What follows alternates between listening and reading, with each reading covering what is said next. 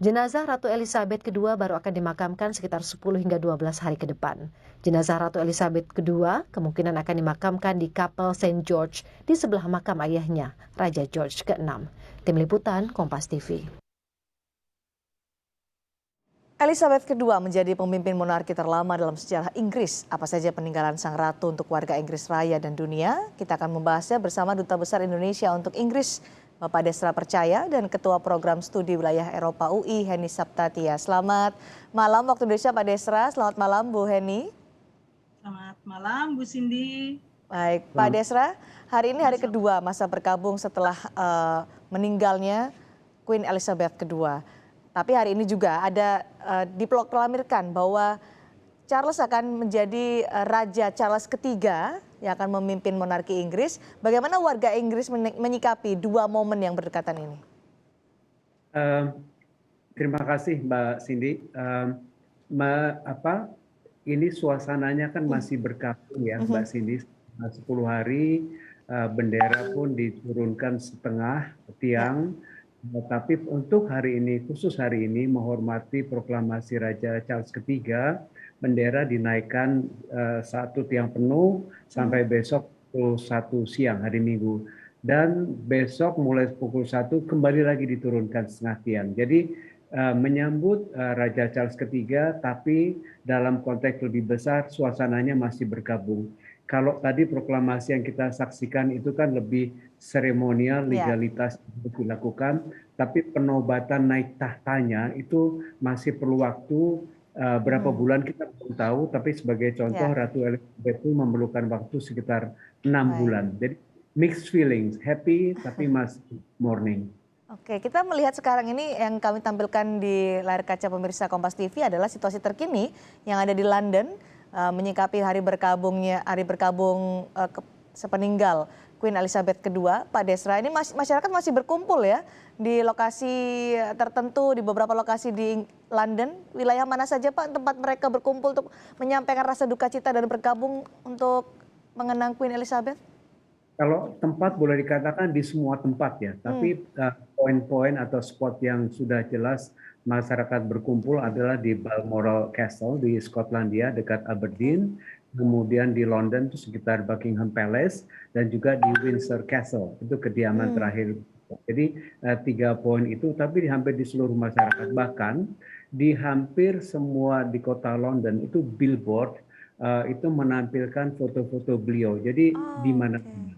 Dan bahkan kegiatan kantor pun dikurangi untuk aktivitas yang untuk menghormati beliau. Dan olahraga nggak boleh nih Mbak Cindy. Saya tahu teman-teman banyak yang mencintai Premiership Inggris, jadi weekend ini nggak ada. Tidak ada Liga Inggris ya? Ya nih Mbak Cindy, untuk menghormati masa berkabung wafatnya Ratu Elizabeth II. Oke, Pak Desra, pemandangan seperti ini ketika orang berkumpul menyampaikan duka cita berkabung atas meninggalnya Ratu Elizabeth II ini sampai 10 hari mungkin diperkirakan akan seperti ini. Mereka masih berkumpul di beberapa titik di kota London.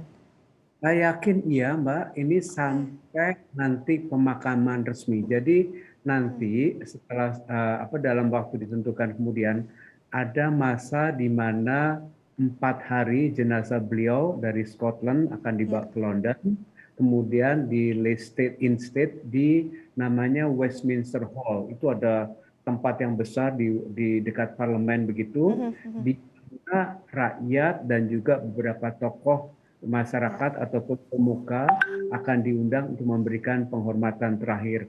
Sebagai contoh, Ibu Suri atau ibu dari Ratu Elizabeth itu di situ juga yang memberikan penghormatan terakhir itu sekitar 200.000 orang, dan saya yakin akan lebih karena fenomena luar biasa bagaimana kecintaan rakyat Inggris terhadap Ratu Elizabeth II. Nanti dari Westminster Hall akan dibawa ke Westminster Abbey untuk pemakaman resmi upacaranya, dan nanti baru dibawa ke St. George Chapel yang ada di Windsor Castle. Pak Desra selama bertugas di Inggris sebagai Duta Besar untuk Indonesia, pernah bertemu dengan Ratu Elizabeth ya Pak pada saat beliau berusia 95 tahun ya kalau tidak salah? tahun lalu bulan Mei pada saat saya menyerahkan surat kepercayaan dari Bapak Presiden Joko Widodo, impress ya, terus terang sebagai human being, sebagai orang biasa, Ya. saya bilang sama Lady in Waiting, Ratu itu kan ada Lady in Waiting ya, yang pendamping. I'm a bit nervous, saya bilang saya ini nervous. Dia bilang, no, don't worry, she'll be alright gitu ya, don't worry. Terus tapi betul setelah bertemu berinteraksi, saya juga kaget orangnya relax. Bahkan ada cerita lucu. Beliau ini kan suka rugby ya, suka rugby. Suka rugby? Rugby.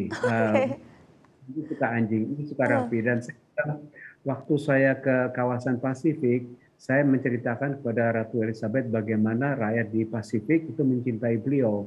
Mendengar kata Pasifik itu beliau cerita, oh iya tuh ada Haka Dance. Itu Haka Dance itu yang kalau rugby All Blacks ya, All Blacks. Dia bilang, ma'am, kalau menyebutkan Her Majesty itu yang pertama, kemudian ma'am, it was a declaration war. Saya bilang itu kan deklarasi perang. Dan terus beliau langsung, oh no, that's about a sport, about friendship, about fairness. Jadi cantik ternyata orangnya. Itu yang saya sangat terkesan. Bisa berbicara sebegitu santai ya dengan Ratu Elizabeth pada saat itu ya, Pak Desra? Saya juga nggak mengira kembali yang saya katakan di usia 95 tahun, ingat kuat, termasuk yaitu mengatakan pernah ke Indonesia dan memiliki kenangan manis tahun 74 dan juga itu Indonesia di mana dan sebagainya dan disebut juga dengan waktu kunjungan ke Bali. 95 tahun loh. Jadi ucapannya pun jelas, pendengarannya juga jelas. Jadi nggak pernah tuh mengatakan boleh diulang nggak ada tuh langsung dijawab jawabnya pas. Luar biasa. Kalau kita melihat kan Ratu Elizabeth ya kaku lah karena ya pemimpin monarki terlama juga di Inggris. Bu Henny tadi Pak Desra sempat menyatakan bahwa masyarakat Inggris itu sekarang mixed feeling. Berkabung memang iya atas peninggal Ratu Elizabeth II, tapi juga bersemangat untuk menyambut raja yang baru, Raja Charles III. Apa sih Bu Henny sebenarnya tantangan yang akan dihadapi oleh Charles III menggantikan Ratu Elizabeth II yang menjadi pemimpin monarki Inggris paling lama dalam sejarah? Baik, terima kasih Bu Cindy. Selamat malam Pak Dubes. Izin ini, Dubes. Silakan. Jadi memang kalau dilihat dari apa yang disampaikan oleh Raja Charles III ya, itu kelihatan sekali bahwa kita bisa membaginya dalam beberapa hal. Pertama, dia mengatakan ucapan terima kasihnya kepada ibunya ya. Kemudian berikutnya dia memuji ibunya sedemikian rupa. Menurut saya itu bukan hanya cinta seorang anak ya kepada ibunya, tetapi juga kepatuhan seorang putra mahkota kepada ratunya. Itu sangat penting karena loyalitas itu karena bagaimanapun juga dia menunggu terlalu lama. 73 tahun ya kalau di seumur Charles. Betul, yang satu naik pada usia 27 tahun, 25 tahun. 25 tahun, yang satu naik pada usia 73 tahun. Jadi disparitas waktunya luar biasa. Tetapi sebagai putra mahkota yang setia, dia membantu apa saja yang bisa dia lakukan untuk mendukung ibunya gitu. Jadi prinsip tentang God Save the Queen itu dijalankan oleh si putra mahkota itu, dan saya kira dia berhak ya setelah sebegitu lama melakukan tugas-tugasnya sebagai putra mahkota. Kemudian masyarakat kemudian bukan hanya di Inggris ya, karena God Save the Queen atau God Save the King itu juga dinyanyikan di negara-negara anggota persemakmuran. Jadi menurut saya dia telah memberi contoh bagaimana loyalitas itu sebagai negarawan Charles. Dan berikutnya adalah bahwa kegiatan-kegiatannya ketika masih menjadi putra mahkota itu luar biasa Bu Cindy. Dia sibuk pada tahun 80 ketika kita belum mulai membicarakan tentang lingkungan hidup, isu-isu lingkungan hidup. Pangeran Charles itu sudah bicara soal isu-isu lingkungan hidup. Dan kita ingat beberapa kali di parlemen dia mengungkapkan ya, dia memberikan pandangan-pandangannya di Parlemen Uni Eropa ketika masih belum keluar ya, memberikan pandangannya kepada Parlemen Eropa, Uni Eropa. Dia mengatakan tentang isu-isu yang sekarang ini menjadi isu yang climate change. Jadi menurut Bu Heni, Pangeran Charles saat ini menjadi Raja Charles ketiga adalah seorang yang visioner begitu? Visioner dan pantas. Saya setuju tadi Pak Dubes mengatakan bahwa ini akan menjadi monarki modern. Kenapa monarki modern? Kalau saya Bu Cindy melihatnya pada isu yang akan dia bawa gitu. Isunya sangat modern, kontemporer gitu ya. Isu lingkungan gitu.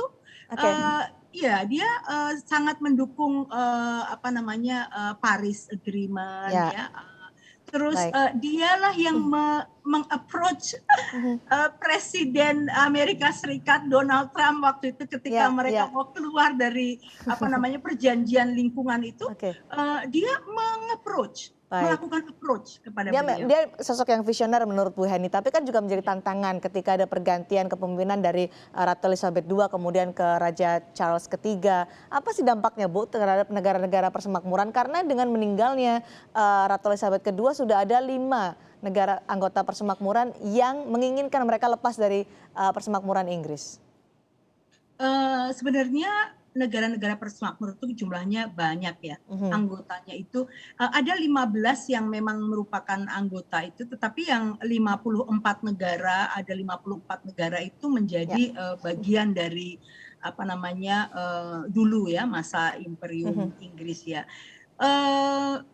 Kalau dari apa yang disampaikan oleh Raja Charles III tadi di dalam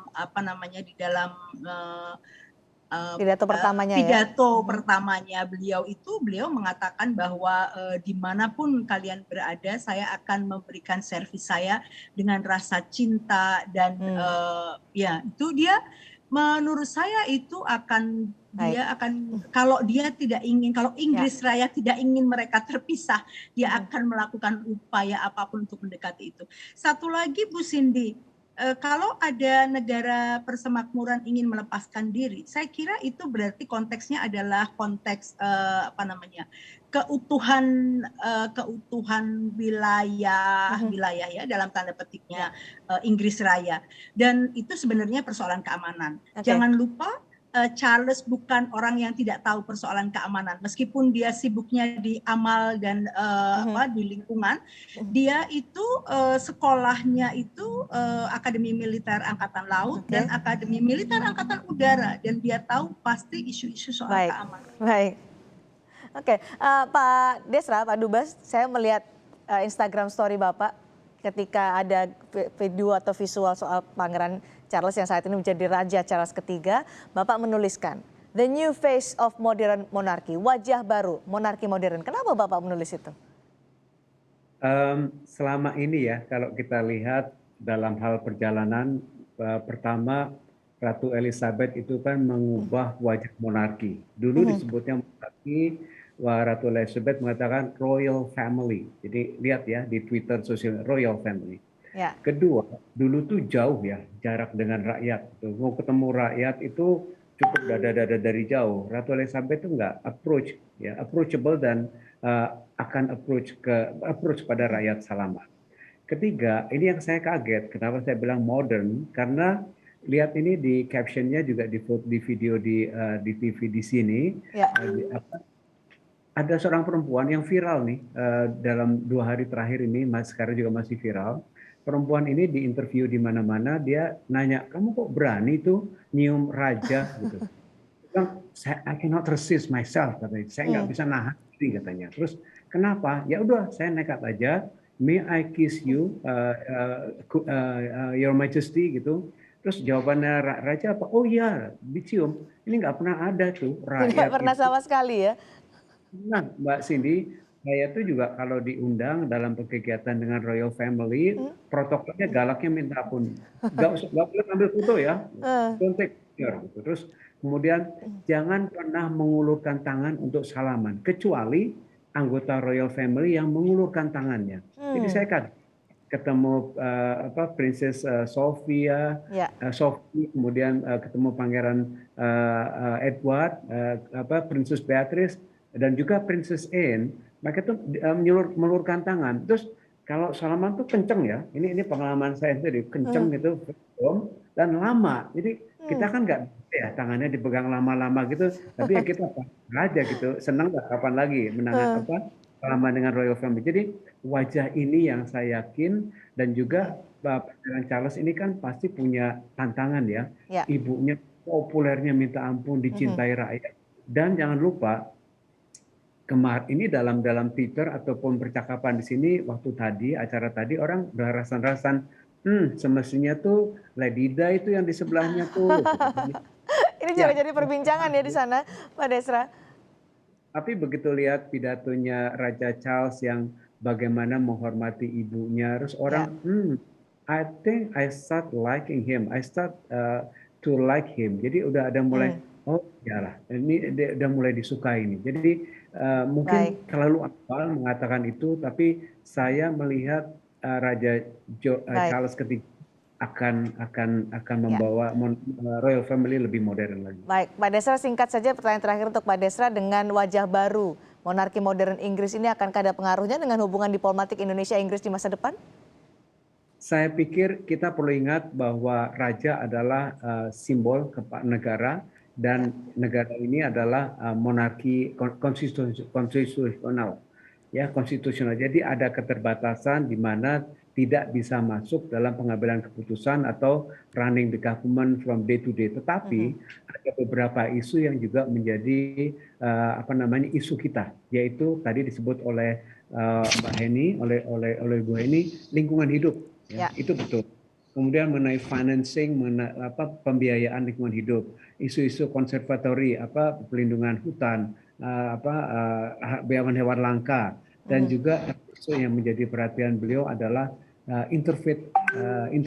Ini yang menjadi perhatian beliau. Beliau saya pada waktu menjadi putra mahkota cukup outspoken ya, berani mengkritik segala macam. Tapi saya yakin sebagai raja, he will know his place. Beliau akan tahu di mana tempatnya, dan saya yakin juga dengan menanti 70 tahun akan menjadi raja yang baik. Baik, Bu Heni, terakhir pertanyaan yang sama, apakah akan berpengaruh pada hubungan diplomatik Indonesia-Inggris ke depannya? Singkat saja. Oh, kalau dubesnya tetap Pak Desra di sana tentu saja nih Pak Desra. Karena kalau saya lihat, Bu, kenapa itu? Tadi Pak Desra mengatakan bahwa Ratu Elizabeth saja satu kali datang ke Indonesia dia mengingat itu. Betul. Pangeran Charles ketika dia masih menjadi Pangeran Charles ya, Raja Charles ketiga ini 2 kali datangnya, dan datang 2 kali dalam waktu yang lama, dan dia spending time itu benar-benar untuk mengunjungi tempat-tempat yang bagus. Dan jangan lupa meskipun memang betul Raja mempunyai keterbatasan atau Ratu mempunyai keterbatasan di dalam pemerintahan karena dia kepala negara, dia itu tugas formilnya itu adalah membuka parlemen dan bahkan membubarkan parlemen dan menandatangani rancangan undang-undang untuk menjadi undang-undang. Jadi saya kira kalau ada soal-soal tentang hubungan luar negeri, dia akan aware itu isu-isu yang. Baik, terima kasih Bu Heni telah berbagi pandangan. Terima kasih juga Bapak Desra Percaya sudah bergabung bersama kami di Sapa Indonesia malam hari ini. Terima kasih.